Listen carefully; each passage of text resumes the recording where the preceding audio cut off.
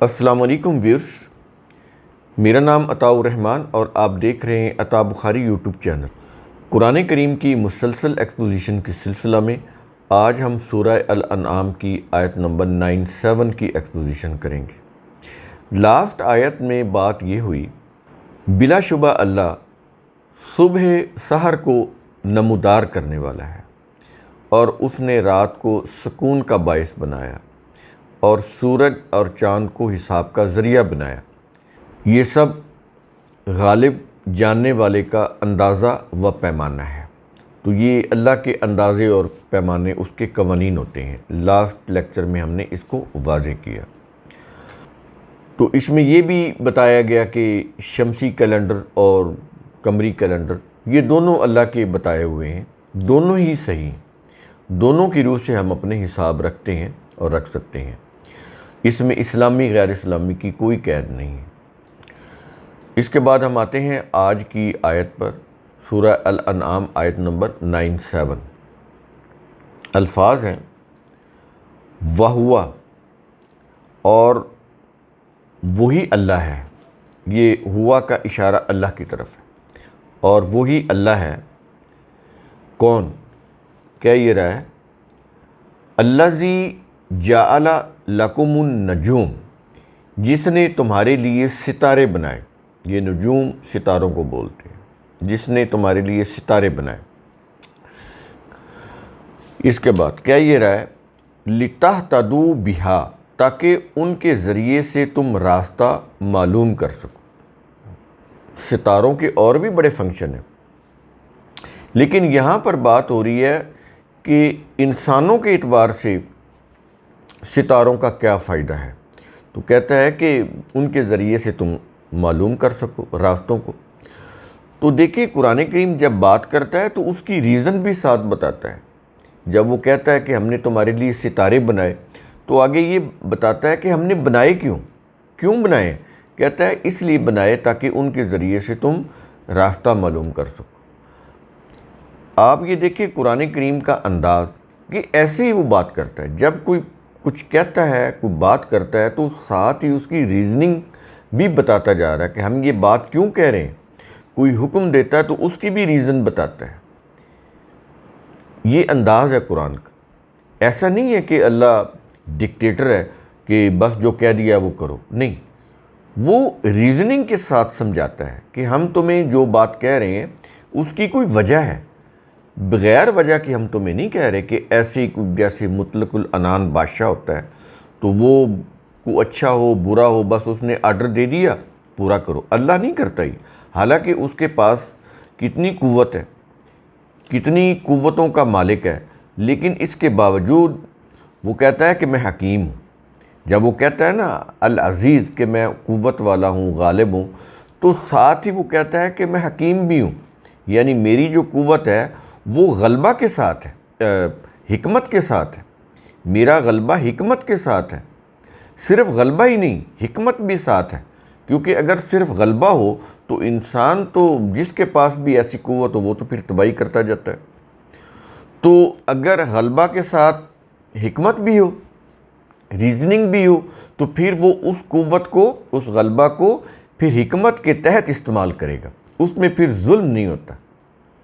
یہ بڑی، حالانکہ یہ کنٹراسٹ چیزیں ہیں، عزیز اور حکیم دونوں ہی اپوزٹ چیزیں ہیں، تو یہ اپوزٹ صلاحیتیں، اپوزٹ ایٹریبیوٹس اللہ تعالیٰ اپنے بیان کر کے بتاتا یہ ہے کہ اگر ہم غالب ہیں تو ہم حکیم بھی ہیں، یعنی ہمارا جو غلبہ ہے، ہماری جو قوت ہے وہ حکمت پر مبنی ہے، ڈکٹیٹرشپ پر مبنی نہیں ہے۔ تو اس کے بعد کیا یہ رہا ہے کہ یہ جو ستارے ہیں یہ تمہیں راستہ دکھانے میں مدد کرتے ہیں۔ اب پرانے دور کے اندر کوئی وہ کتب نما یا وہ چیزیں تو کمپاس وغیرہ تو نہیں ہوتے تھے۔ راستے رات کو عموماً جب قافلے چلتے تھے تو وہ ستاروں کی روشنی کو دیکھ کر اپنے راستوں کا وہ رخ متعین کرتے تھے۔ ان کو دیکھ کر ان کو وقت، یعنی ستاروں کو دیکھ کر انہیں وقت کا بھی اندازہ ہوتا تھا اور منزلوں کو متعین کرنے میں بھی ستارے ان کی مدد کرتے تھے۔ اس دور میں جب کوئی سڑکیں نہیں ہوتی تھیں، مائل سٹون نہیں ہوتے تھے، کمپاس یعنی وہ ڈائریکشن بتانے والے قطب نما نہیں ہوتے تھے، تو اس دور کے اندر یہ ستارے ہی رہنمائی کرتے تھے۔ اور آج بھی آپ یہ دیکھیں کہ سمندروں کے اندر جو کشتی رانی کرتے ہیں، جہاز رانی کرتے ہیں، تو جو سیلر ہوتے ہیں، وہ جو بادبان ہوتے ہیں، وہ آج بھی ان ستاروں سے مدد لیتے ہیں۔ ایون کہ جو شپ ہوتے ہیں ان میں بھی حالانکہ اتنے آلات لگے ہوتے ہیں، تو وہ بھی ان ستاروں سے گائیڈنس لے رہے ہوتے ہیں اپنی منزل کو متعین کرنے میں۔ تو قدیم دور کی طرح آج کے جدید سائنسی دور میں بھی فلکیات کا اہم کردار ہے، یہ نہیں کہ صرف قدیم دور میں تھا۔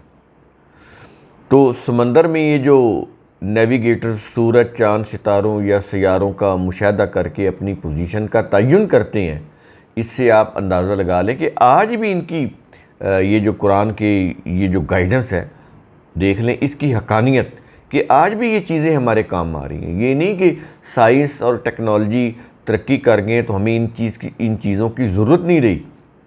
سمندر کے اندر چلنے والے جو جہاز ہیں، وہ آج بھی ان کو دیکھ کر اپنی منزل کا تعین کرتے ہیں، حالانکہ ان کے پاس انسٹرومنٹ ہوتے ہیں، کمپاس وغیرہ، لیکن ان چیزوں سے بھی وہ مدد لیتے ہیں۔ تو جہاز ران یا سمندری مسافر جو ہوتے ہیں، وہ شمالی ستارے کا پتہ لگا کر آسانی سے شمال کی سمت کو تلاش کر لیتے ہیں۔ تو یہ چیزیں آج ہو رہی ہیں، قدیم دور میں تو ہوتی ہی تھیں، آج بھی ہو رہی۔ تو بڑی اہم چیزیں ہیں جس کی طرف قرآن کریم اشارہ کر رہا ہے۔ تو کتنے زبردست الفاظ ہیں، کہتا ہے کہ ان کے ذریعے سے تم راستہ معلوم کر سکو۔ تو آج بھی ہم راستہ معلوم کر رہے ہیں۔ اس کے بعد کیا یہ رہا ہے، فی ظلمات البر والبحر، خشکی یعنی زمین اور سمندر کے اندھیروں میں، یعنی خشکی میں ہو یا سمندر ہو اور رات کی تاریکی ہو، تو اس وقت وہ جو ستارے جگمگا رہے ہوتے ہیں وہ انسان کو رہنمائی پرووائڈ کر رہے ہوتے ہیں۔ کتنی زبردست قرآن کریم ان چیزوں، کائنات کی چیزوں کو سامنے لا کر انسانوں کو سمجھاتا ہے کہ یہ ہمارے ہی بنائے ہوئے ستارے ہیں نا، وہ تمہیں کبھی ڈسلوڈ نہیں کرتے، بہکاتے نہیں، صحیح تمہیں گائیڈنس پرووائڈ کرتے ہیں۔ یہ چیز کہی جا رہی ہے، اور اس کے اندر یہ ہڈن جو میسج ہے نا، وہ یہ ہے کہ جب یہ جو ستارے ہیں تمہیں اتنی ایکوریسی کے ساتھ تمہیں گائیڈنس پرووائڈ کرتے ہیں، تو پھر تمہاری جو انسانی زندگی کے جو معاملات ہیں اس سے ریلیٹڈ جو ہم نے ہدایت اپنی قرآن کے اندر تمہارے لیے رکھی ہے، تو وہ تمہارے لیے کتنی ضروری ہے۔ اگر تم اس کو فالو نہیں کرو گے تو پھر سوچو کہ تم کس قدر گمراہی میں مبتلا ہو جاؤ گے۔ اگر ان ستاروں سے اوائڈ کر کے تم سمندر میں کوئی سفر نہیں کر سکتے، اگر ان کو اوائڈ کرو گے تو تم بھٹک جاؤ گے۔ سمندر کے اندر کچھ آگے جب آپ جاتے ہیں نا، تو پھر سمندر اور آسمان یہ ملے ہوئے دکھائی دیتے ہیں، پھر کوئی نہیں پتہ چلتا کہ میں کہاں ہوں، وہ کتنا ہی بڑا شپ کیوں نہ ہو۔ تو حد نظر، اب سمندر میں جب ہم سفر کر رہے ہوتے ہیں تو حد نگاہ جو ہوتی ہے وہ تقریباً 5 کلومیٹر تک ہے، جیسا کہ عام طور پر یہ بتایا جاتا ہے۔ تو 5 کلومیٹر سے آگے دیکھ ہی نہیں سکتے، اور سمندر کا پانی چاروں طرف سمندر ہوتا ہے نا، زمین کا تو وہاں نظر ہی نہیں آ رہی ہوتی، اوپر آسمان ہے اور سمندر اور زمین اس کے کنارے ایسے یوں ملے ہوتے ہیں۔ تو اس وقت انسان کی کیفیت ہی کچھ اور ہوتی ہے۔ بعض لوگوں کو تو یہ فوبیا ہو جاتا ہے، بعض لوگ خودکشی کر لیتے ہیں، اگر سمندری سفر طویل ہو خودکشی کر لیتے ہیں بعض لوگ، ایسے واقعات بھی ہوئے ہیں۔ اگر اس سے اوائڈ کریں، راستہ بھٹک جائیں، تو ایک تو پہلے ہی انسان پریشان ہوتا ہے کہ کہیں زمین ہی نظر نہیں آ رہی، آسمان اور سمندر ملے ہوئے دکھائی دے رہے ہوتے ہیں، ایک عجیب سی کیفیت طاری ہو جاتی ہے اگر سفر لمبا ہو تو اس کے اوپر پھر راستہ بھی اگر بھٹک جائیں تو پھر انسان کہیں کا کہیں نکل جاتا ہے. سمندر تو سینکڑوں کلومیٹر پھیلے ہوتے ہیں، تو اس سے پھر اور انسان اپنی منزل سے بھٹک جاتے ہیں، دور چلے جاتے ہیں، سفر اور زیادہ بڑھ جاتا ہے، اس سے ٹینشن اور زیادہ بڑھ جاتی ہے. یہ تو وہ چیزیں ہیں نا جو سمندری سفر کے دوران ہوتی ہے. اب انسانی زندگی جو ہے اس میں اگر ہم اللہ کی گائیڈنس کو کنسلٹ نہیں کریں گے، اس سے رہنمائی نہیں لیں گے جو قرآن کے اندر ہے، تو ہماری یہ والی جو زندگی ہے اس کے اندر کتنا انتشار پیدا ہو جائے گا، کتنی تباہی آ جائے گی، ذرا سوچیں. تو اس طرح قرآن کریم چیزوں کو سمجھاتا ہے. تو کہہ یہ رہا ہے کہ ستارے بنائے تاکہ ان کے ذریعے سے تم راستہ معلوم کرو، خواہ خشکی کا سفر ہو یا سمندر کے اندھیروں میں تم سفر کر رہے ہو. دونوں ہی صورتوں میں، خشکی میں بھی اور تری میں بھی، اندھیروں میں بھی، سمندری راستوں میں بھی تمہیں گائیڈنس پرووائڈ کر رہے ہیں. یہ چیز ہوگی. اس کے بعد کیا یہ رہا ہے، قد فصلنا الآیات، یقیناً ہم نے آیات یعنی نشانیاں کھول کھول کر بیان کر دی. یہاں پر فصلنا ہے، یہ جو فصیل ہوتی ہے نا، جو قلعہ کو اور یعنی قلعہ جو ہوتا ہے فورٹ، اس کو اور شہر کو آپس سے علیحدہ کرتی ہے، اس کو فصیل بولتے ہیں. تو وہ اس کو نمایاں کر رہی ہوتی ہے، شہر سے قلعہ کو نمایاں کر رہی ہوتی ہے، یا قلعہ کو شہر سے نمایاں کر رہی ہوتی ہے، دونوں کو الگ الگ کر رہی ہوتی ہے. وہ فصیل وہ بھی اسی سے بنی ہے، فصلنا سے. تو فصلنا کا مطلب جہاں عام طور پر تفصیل کرنا لیا جاتا ہے، یہ کچھ آ جاتے ہیں کہیں پہ معنی، لیکن اصل میں یہ اس کے معنی تفصیل بیان کرنا نہیں ہے. اس کا معنی ہوتا ہے چیزوں کو نمایاں کرنا، الگ الگ کر کے واضح کرنا. تو مفصل آیات کا مطلب ہوتا ہے واضح نشانیاں. یہ بڑا اہم پوائنٹ ہے جو ہم آپ کو بتا رہے ہیں، کیونکہ تراجم کے اندر تو مفصل کا مطلب تفصیل کرنا یعنی ڈیٹیل کرنا بتایا گیا، ڈیٹیل نہیں. تو قرآن کی آیات مفصل یعنی واضح نشانیاں، ان میں ہر بات کو نکھار کر الگ الگ واضح بیان کیا جاتا ہے تاکہ کوئی بات دوسری بات میں مل نہ جائے.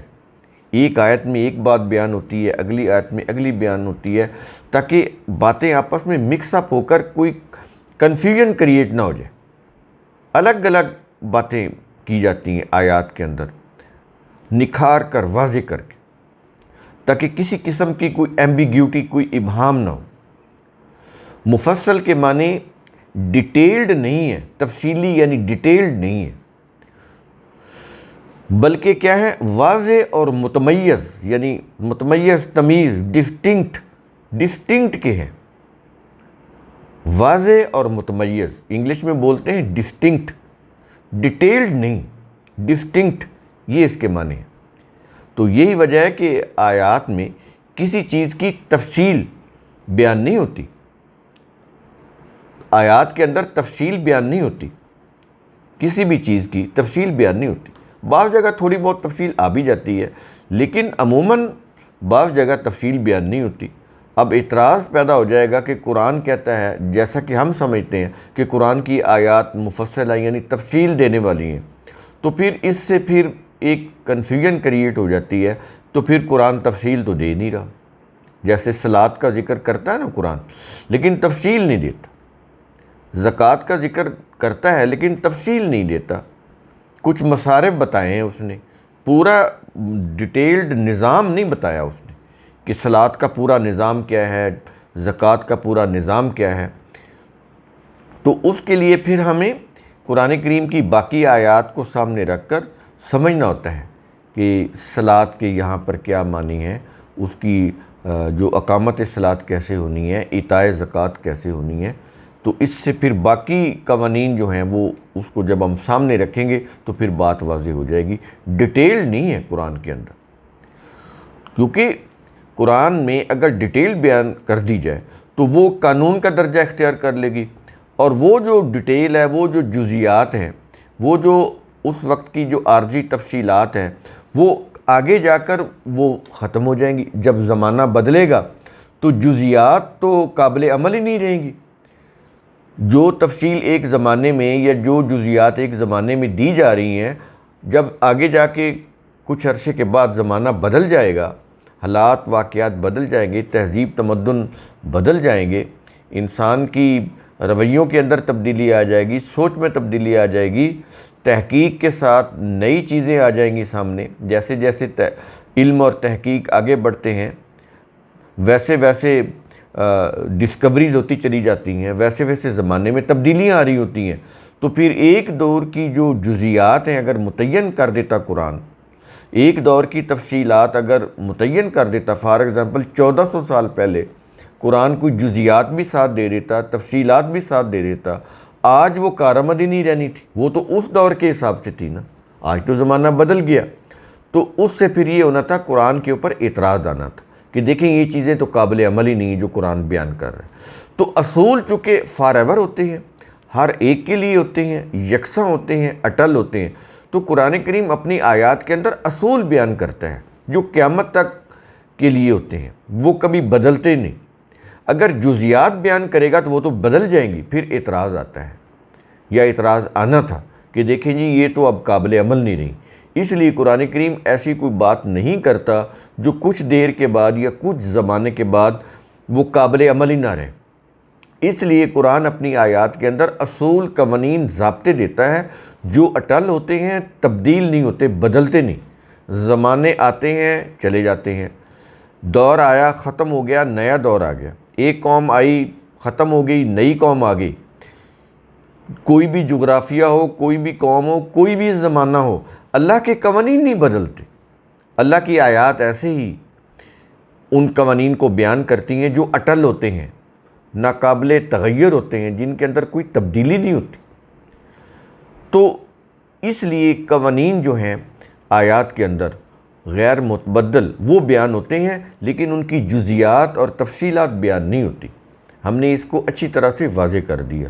تو مفصل آیات جو ہوتی ہیں ان کے اندر تفصیل بیان نہیں ہوتی، بلکہ وہ کیا ہوتی ہیں، ڈسٹنکٹ ہوتی ہیں، متمیز ہوتی ہیں، باتیں جو ہیں الگ الگ نکھار کر کی ہوتی ہیں، تاکہ وہ آپس میں باتیں مکس اپ نہ ہو جائیں، کانسیپٹ مکس اپ نہ ہو جائیں، جس سے ایمبیگیوٹی ہو سکتی ہے، کنفیوژن ہو سکتی ہے، وہ نہ ہو۔ یہ ہیں اس کے معنی مفصل آیات کے۔ تو یہ بڑا اہم پوائنٹ ہے، اس کو سمجھنا بہت ضروری ہے۔ اس کے بعد آ جائے اس آیت کے آخر میں کیا یہ رہا، یہ جو مفصل آیات ہیں یہ کن کے لیے ہیں؟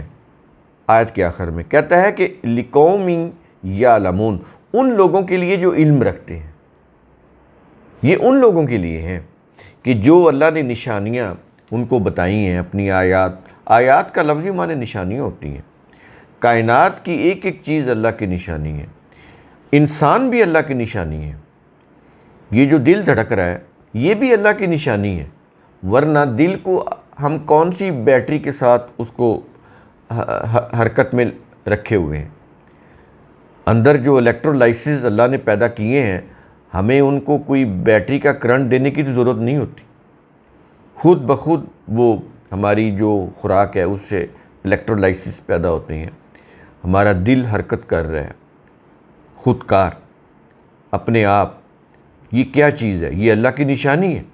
بلڈ سرکولیشن یہ کیا ہے؟ اللہ کی نشانی ہے، پورا ایک نظام ہے بلڈ سرکولیشن کا۔ ایسے ہی ایکسکریشن کا پورا ایک نظام ہے، یہ جو ہم فضلہ خارج کرتے ہیں پورا ایک نظام ہے۔ ڈائجسٹو سسٹم، نظام ہضم پورا ایک نظام ہے، یہ اللہ کی نشانی ہے۔ برین کیسے کام کرتا ہے، یہ اللہ کی نشانی ہے۔ نروز کیسے کام کرتے ہیں، یہ اللہ کی نشانی ہے۔ آنکھیں کیسے دیکھ رہی ہیں، اللہ کی نشانی ہے۔ ہم بول رہے ہیں، سن رہے ہیں، یہ ساری اللہ کی نشانی ہے۔ جانوروں کا دودھ دینا یہ اللہ کی نشانی ہے۔ ہر چیز میں اللہ کی نشانی ہے۔ سورج کا غروب ہونا، طلوع ہونا، زمین کا گردش کرنا، اس سے مقناطیسی قوت کا کریٹ ہونا، چیزوں کو اپنی طرف کھینچنا، یہ اللہ کی نشانی ہے۔ ہر چیز کے اندر اللہ کی نشانی۔ کائنات کی ایک ایک چیز، اس میں انسان آ گئے، حیوان آ گئے، جانور آ گئے، بے جان چیزیں آ گئیں، درخت آ گئے، نباتات، سب چیزیں آ جاتی، سب اللہ کی نشانی ہے۔ کہتا ہے یہ جو نشانیاں ہیں یہ ہم بیان کرتے ہیں کھول کھول کر، تفصیل سے نہیں، کھول کھول کر۔ تفصیل کے لیے اللہ نے انسان کو برین دیا ہوا ہے کہ خود سوچو، مشاہدہ کرو، غور و فکر کرو، اور پھر ان سے متعلق علم حاصل کرو۔ تو وہ کائناتی علوم و فنون سے یہ ممکن ہے نا، عقل و فکر سے سوچیں گے، کائناتی علوم و فنون کے ذریعے ہم مشاہدات، تجربات کریں گے، اور اس سے پھر ڈسکوریز ہوگی۔ تو کہتا ہے یہ چیزیں ان کے لیے ہیں جو علم رکھتے ہیں، جو علم ہی نہیں رکھتے، جو مشاہدہ ہی نہیں کرتے، جو تجربات ہی نہیں کرتے، جو غور و فکر ہی نہیں کرتے، جو عقل و فکر کو استعمال ہی نہیں کرتے، ان کے لیے تو پھر یہ چیزیں بیکار ہیں۔ وہ تو ان چیزوں کو دیکھ کر آگے گزر جاتے ہیں، وہ اپنی جہالت میں ہوتے ہیں۔ بڑی اہم آیات ہیں قرآن کریم کا اصول، ثم تتفکروا، اس کی روح سے آپ خود بھی سوچا کریں، سمجھا کریں، غور و فکر کیا کریں۔ شکریہ۔